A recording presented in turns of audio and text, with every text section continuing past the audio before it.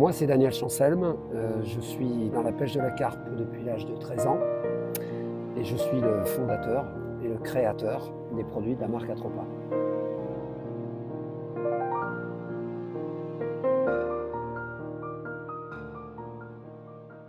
Saint-Cassien 1978, le record de la carpe, la plus grosse prise en France, est battu.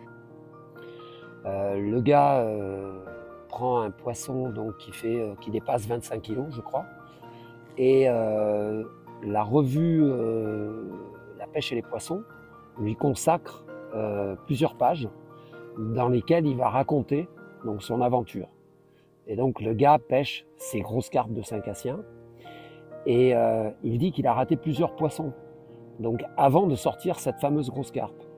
Et c'est à partir de ce moment-là donc, que Saint-Cassien va devenir connu pour ses très grands poissons. En fait, j'achète le magazine La pêche et les poissons à ce moment-là et je pêche la carpe donc depuis l'âge de 13 ans. Et ça devient une ambition pour moi d'aller à Saint-Cassien et d'aller essayer de prendre ces fameuses grosses carpes, puisque je prends à l'époque des poissons qui font entre 2 et 5 kilos. Voilà. Et ce rêve va se réaliser donc en 85. Je vais aller à Saint-Cassien pour la première fois. Je vais rencontrer des Anglais qui vont me ramener l'année d'après du matériel, les fameuses cannes de 12 pieds anglaises en carbone Kevlar. Puis je vais obtenir des détecteurs de touche, des premiers optoniques. Et donc je vais démarrer la technique de la pêche à la carpe à l'anglaise de cette façon. Donc à l'époque, je n'ai pas encore repris mes études. Je vais reprendre mes études en électronique juste après. Et c'est à partir de là où l'expérience que j'ai acquise en pêchant la carpe à l'anglaise va me permettre d'avoir des idées de produits qui n'existent pas encore.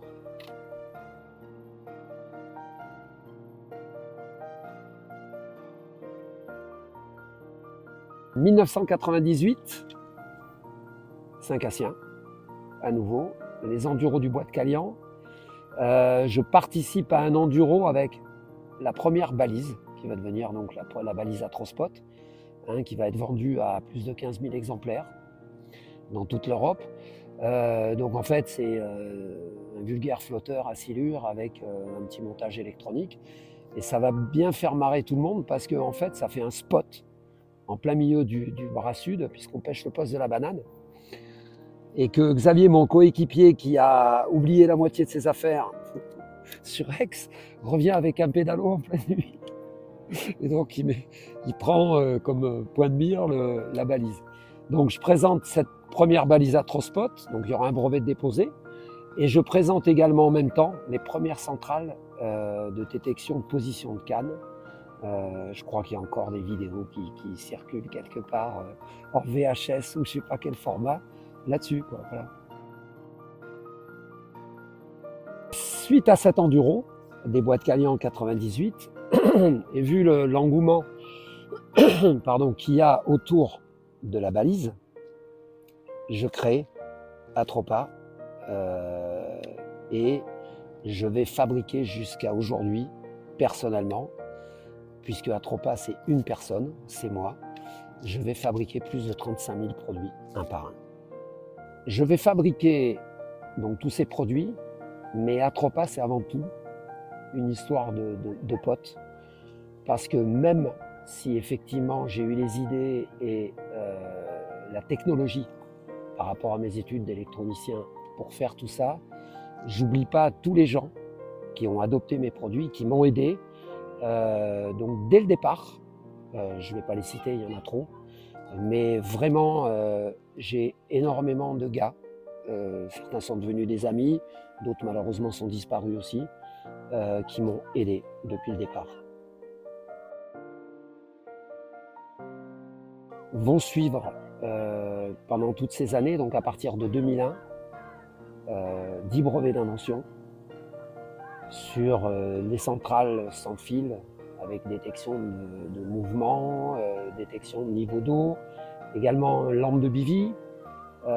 Et puis, en 2005, je vais sortir le produit qui continue 20 ans après d'être un best-seller, c'est l'Atrotube.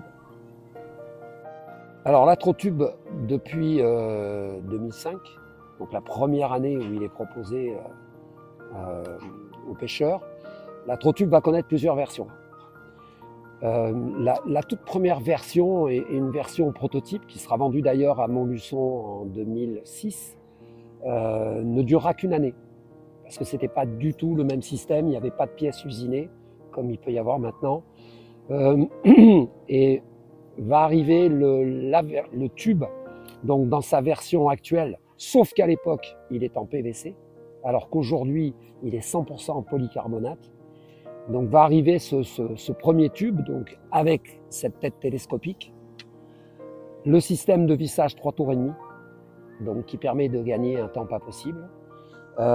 Et puis au fur et à mesure des années, jusqu'à aujourd'hui, je vais décliner,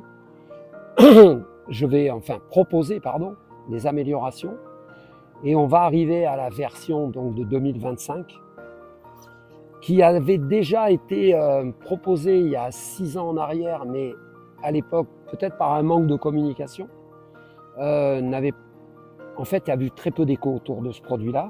Donc c'est cette version qui est aimantée. C'est-à-dire que le tube, c'est le même fonctionnement, c'est-à-dire que la tête télescopique sort de l'eau avec le niveau d'eau. Donc il y a un ajustement de la hauteur de la tête fluorescente donc, par rapport au niveau d'eau. Mais en plus, sur cette version magnétique, il y a le fait de pouvoir le plonger sous l'eau et qu'il reste sous l'eau. Donc, et ça, c'est très intéressant parce que dans tous les plans d'eau qu'on connaît, tous les deux, notamment Saint-Cassien, Sainte-Croix, etc., on a le problème du canotage ou des paddles ou des canoës et des gens qui systématiquement arrivent sur les repères. C'est comme un aimant, c'est l'aimant à touristes. Voilà. Donc là, aujourd'hui, effectivement, le fait qu'il y ait un aimant qui permette de bloquer cette tête quand on rentre la tête du tube sous l'eau est un plus parce que là, on n'a plus à se soucier justement des gens qui passent au-dessus effectivement et qui peuvent déplacer les tubes ou les enlever carrément. Donc on a ajouté, je dis toujours on pour la société, même si je suis tout seul, mais bon. C'est vrai que Renault, on a mis au point le produit avec Renault, hein, il se reconnaîtra Renault. Donc on a modifié la balise Atrospot qui cette fois présente un éclairage qui est un éclairage vertical, contrairement aux autres balises Atrospot. Et en fait, ce qui permet, quand on a noyé la tête avec la balise enfilée dessus, de savoir exactement, quand on arrive à la verticale en pleine nuit du repère, de savoir qu'on est au-dessus du spot. Voilà. Le tube a été vendu aujourd'hui à plus de 17 000 kits, c'est-à-dire exemplaires. Quand je dis kit, c'est 6,30 m. Donc chaque rallonge, je les ai fabriquées une par une, parce que je veux être du début à la fin, vraiment très pointu sur ce que je propose. Comme je te l'ai dit, Atropa, c'est moi. Je suis tout seul à tout fabriquer et je ne peux pas gérer le SAV. Donc les produits ne doivent jamais revenir. Et j'ai appliqué donc à la fabrication, à la conception de tous les produits que j'ai faits, des normes qui sont des normes proches de l'aéronautique. Le taux de retour, aujourd'hui, c'est moins de 1 pour 1000. Alors évidemment, quelqu'un qui va casser une rallonge, il ne va pas forcément me renvoyer un tube. Mais déjà, pour casser une rallonge en polycarbonate, qui est réputée incassable comme matériau, il faut y aller de bon cœur. C'est-à-dire que quand j'ai conçu et que j'ai fabriqué, que je fabrique encore ces produits, je ne pouvais pas me permettre d'avoir du SAV. Je ne peux pas me permettre. Atropa, c'est moi tout seul. Donc je ne peux pas gérer à la fois la fabrication, la communication, même si elle est par moments défaillante, et la réparation. Donc il n'y a pas de réparation. C'est vrai que les produits, quand j'ai des commentaires, des retours des clients qui me disent super, le produit, ça fait des années que je l'ai. C'est ce qui fait aussi un peu mon malheur, parce qu'à Montluçon, lors de la dernière édition, donc 2024, enfin non, 2025, puisqu'il avait été annulé, le salon avait été annulé en 2024. Donc en 2025, j'ai des gens qui sont venus me voir en me disant vos produits sont super, mais ça fait 20 ans qu'on les a, on ne va pas en racheter d'autres. Pour être sûr de la qualité des matériaux et des produits, parce qu'il y a, toi, quand tu fabriques, tu sais ce que tu fais, mais il y a les matériaux que tu vas utiliser. Donc il n'y avait pas d'autre solution que de fabriquer tout en France. Donc tous mes fournisseurs aujourd'hui sont français.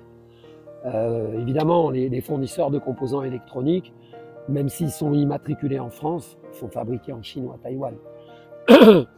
Aujourd'hui en France, je pense être le seul ou le dernier à fabriquer de l'électronique pour le loisir.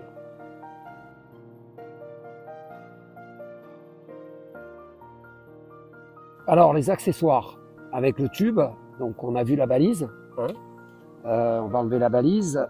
On a évidemment, c'est un best-seller aussi, c'est le support de poids, le fameux support de poids qui permet d'adapter des disques de poids percés à 28 mm, des disques standards. Hein. On ne fait pas de pub à Decathlon, mais on y pense puisque c'est eux qui en vendent le plus. Voilà. Donc le support de poids avec un montage soit rigide, soit articulé. Là, on est articulé. Et si on enlève les anneaux et qu'on met directement l'embout à l'intérieur, on passe en rigide.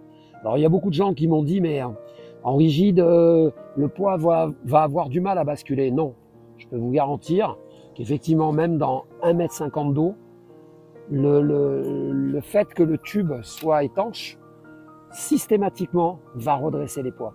Donc pour être sûr que votre tube se mette bien droit dans peu d'eau, en fait, tout simplement, on se monte en rigide, donc avec la petite pièce en nylon là, qui est enfilée directement.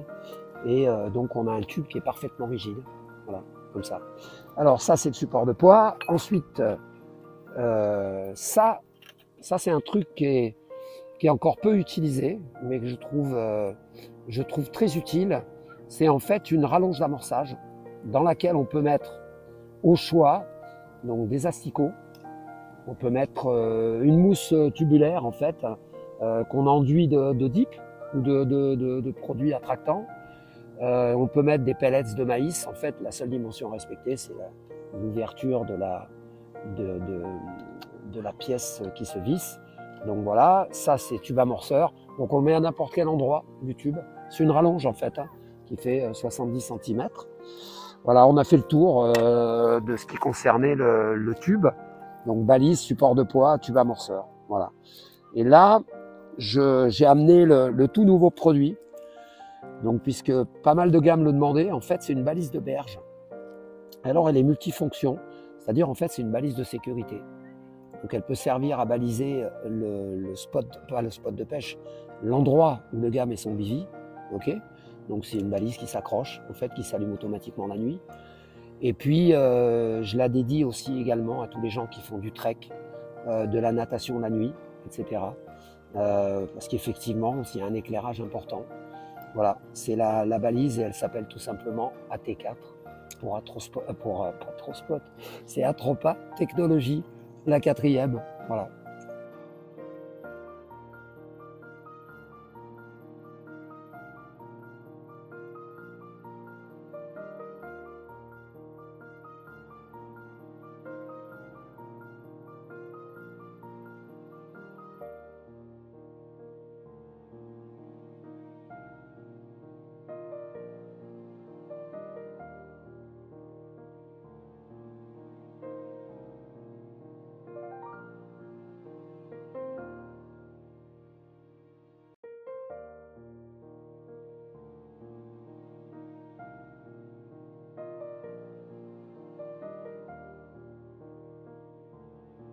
Pour répondre à ta question, Atropa est basé au bord du lac de Sainte-Croix, où je suis venu vivre en 2006 par passion pour les gorges du Verdon et puis pour les poissons du lac, puisqu'il y a des très beaux poissons dans le lac.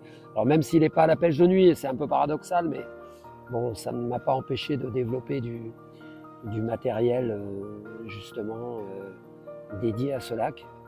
Et pour être prévenu s'il m'arrivait de pêcher un peu tard aussi, hein, ça a été d'ailleurs dans le cahier des charges des fameux détecteurs volumétriques de la centrale Atropa, qui portait très très loin, puisqu'il portait à 700 mètres, donc ça blessait un peu de temps. Voilà. Pas encore pour rentrer à la maison, mais c'était pas mal. Voilà, donc je développe mes produits, je développe et je fabrique tous mes produits sur place. Voilà, Cédric. C'est bien, ça te va? Ouais, franchement, c'est propre. Ouais, tu as la matière Ouais. dont ouais, tu as besoin? Là, il y a de la cam. Ouais, puis après, tu vas avoir les vidéos. Là, on a de quoi faire. Tu as de la place sur ton iPhone? C'est dans la boîte. Eh, un petit coup pour la fin.